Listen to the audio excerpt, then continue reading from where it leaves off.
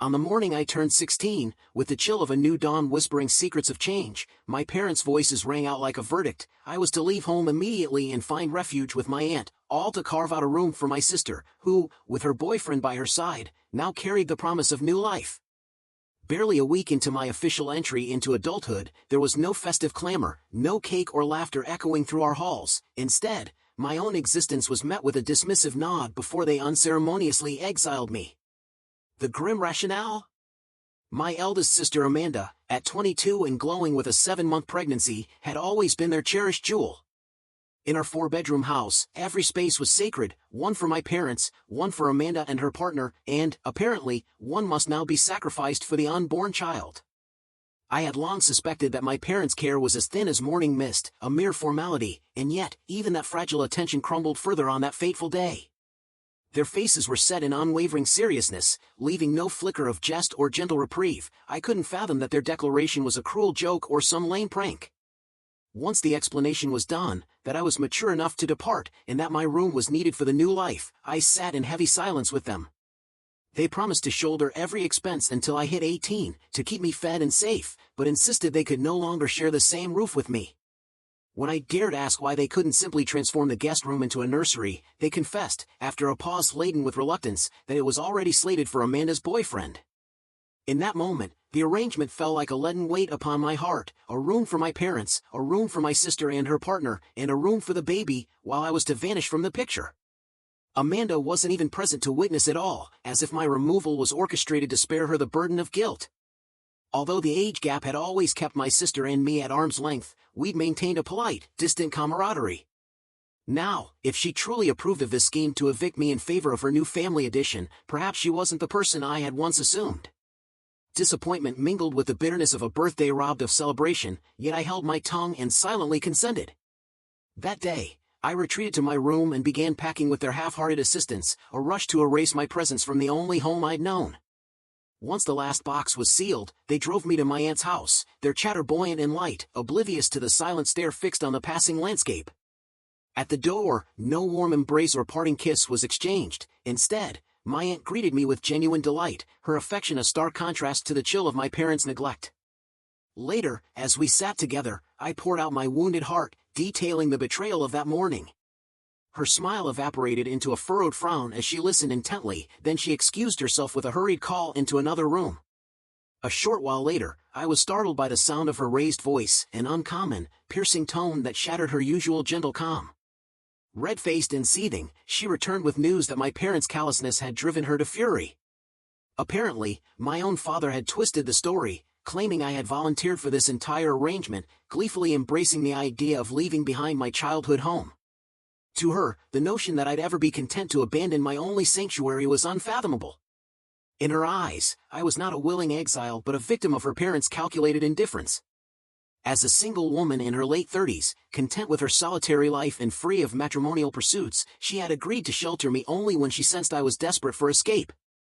Yet, when she learned the bitter truth, she immediately dialed my father, her tone sharp and uncompromising, to confront the injustice.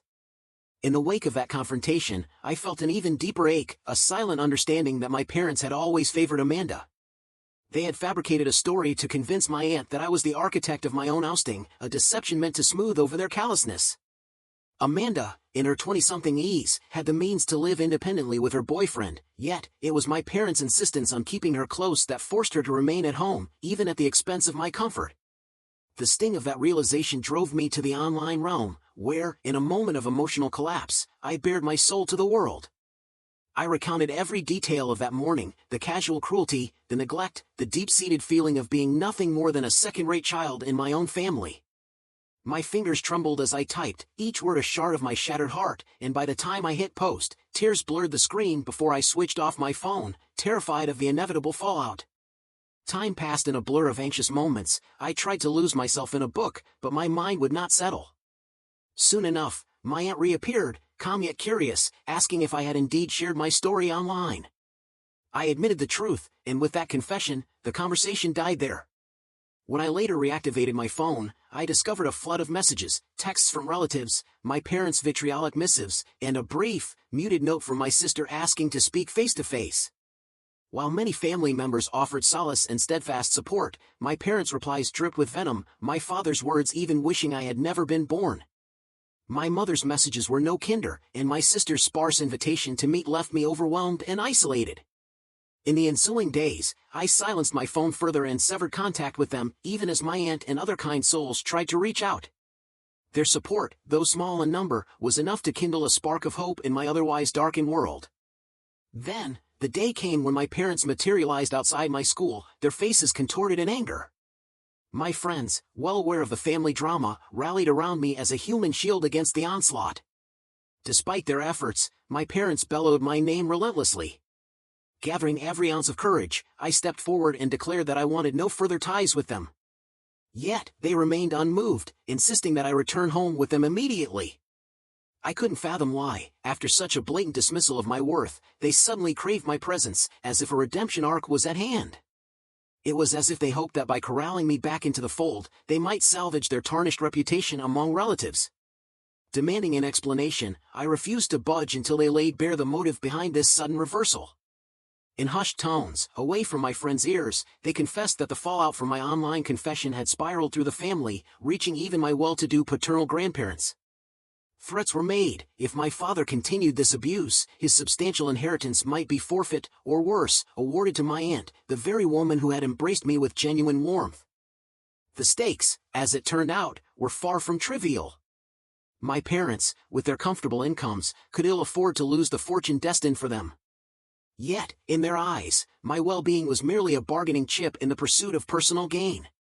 I declared, with quiet resolve, that I cared nothing for their inheritance schemes, and walked away as they shouted in vain for my return. Instead, I boarded the bus back to my aunt's sanctuary, recounting the latest ordeal at school. She, equally incensed by the events, had already consulted her lawyer about transferring my custody. Though my parents still held legal claim over me, a change was inevitable if I was ever to be cherished. Later, I phoned my grandparents to express my gratitude for their intervention, even as I confessed that I never wished to return to a life defined by suffocating neglect. For years, during holiday gatherings, my parents had played the part of the devoted family while secretly relegating me to the background. Their behavior was subtle yet unmistakable, a veneer of care that evaporated the moment one looked closer. My grandparents, though living far away, assured me that if my wish was to reside with my aunt, they would not let my parents' selfishness stand in the way. Their promise, tender and resolute, brought a fragile smile to my face until an email from my father arrived. It was not cruel in tone, but disappointingly matter-of-fact, admonishing me for airing our family's woes online. He claimed that, since the truth was already known to my grandparents through my aunt, there was no need for further public spectacle, especially when the fallout included ostracism and scorn from relatives. His words, laced with regret and self-interest, underlined how much unnecessary drama I had stirred up in their carefully curated lives. In that instant, I wondered if I was the villain in a tale I never chose to star in. Yet, the humiliation was too profound, and I found no solace in their demands to retract my post. In the aftermath, I addressed questions from curious onlookers, explaining why I had not left home sooner despite knowing that my aunt and grandparents stood ready to help. It was not that I had been brutally abused, rather, I had been silently erased, my existence dismissed as unimportant. I had convinced myself that a roof and a meal were enough, never realizing that the absence of love was a slow poison. Fearing the burden of seeking help and the repercussions of defiance, I endured in silence, even as my aunt hesitated to intervene without first consulting my parents. Now, as events unfolded naturally, my aunt moved swiftly to secure my future with legal guardianship, a daunting process given that my parents clung to their rights as fiercely as they did their inheritance. Still, I knew deep down that if this matter ever reached a courtroom, my grandparents and aunt would be my unwavering allies.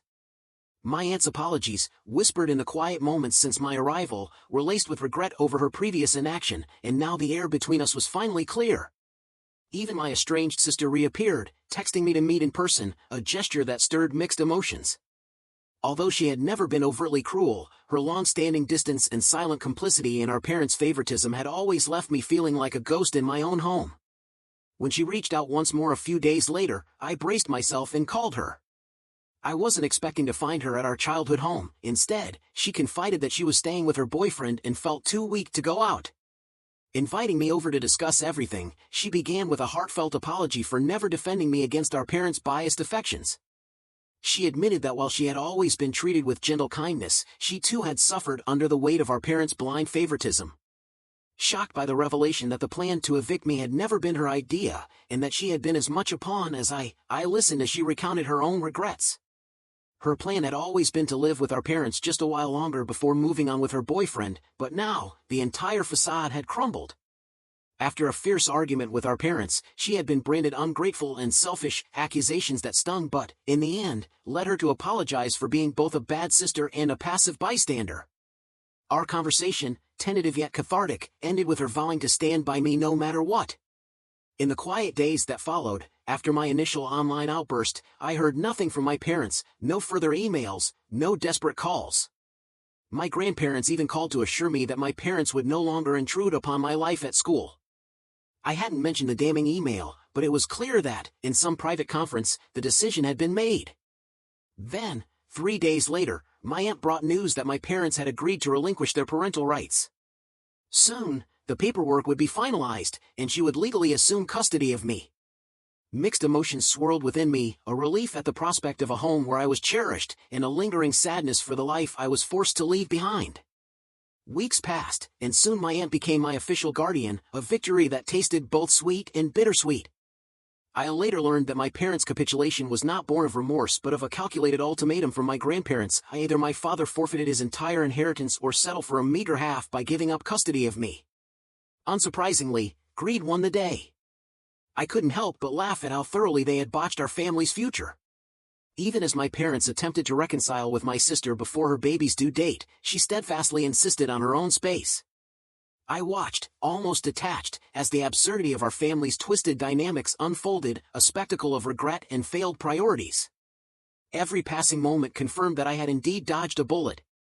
Though my sister and I maintained sporadic contact, the real victory was finding solace with my aunt, a place where I was no longer invisible.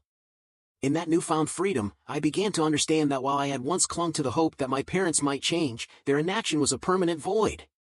And so, as I stepped into a future without their constant neglect, I embraced the support of those who truly cared.